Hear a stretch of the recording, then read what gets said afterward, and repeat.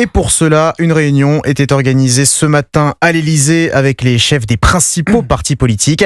Ce soir, tout autre exercice. Le président de la République a répondu en direct sur ses réseaux sociaux aux questions des Français sur l'Ukraine. Alexis de la Fontaine. Oui, première annonce, Emmanuel Macron confirme se rendre à Washington ce lundi pour rencontrer Donald Trump avec l'espoir de convaincre le président américain de ne rien céder à Vladimir Poutine.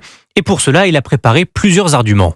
Et donc, ce que je vais faire, c'est je vais lui dire, au fond, tu peux pas être faible face au président Poutine. C'est pas toi, c'est pas ta marque de fabrique. La deuxième chose, je vais lui dire, si tu laisses l'Ukraine prise, la Russie, elle sera inarrêtable.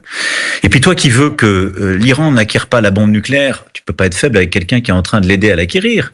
Toi qui veux que la Chine ne vienne pas contester Taïwan et autres, comment expliquer que la Chine n'a pas le droit d'envahir Taïwan et que la Russie aurait le droit d'envahir l'Ukraine ? Selon Emmanuel Macron, Donald Trump crée de l'incertitude dans les relations internationales et c'est une bonne chose pour l'Europe qui doit utiliser cette incertitude pour faire plier Vladimir Poutine.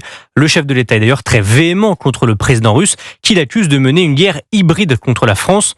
Enfin, si l'Ukraine et la Russie signent un accord de paix prochainement, alors Emmanuel Macron ouvre la porte à l'envoi de soldats français en Ukraine pour assurer une paix durable. Alexis de la Fontaine du service politique d'Europe 1 et Emmanuel Macron échangent en ce moment avec le président ukrainien Volodymyr Zelensky.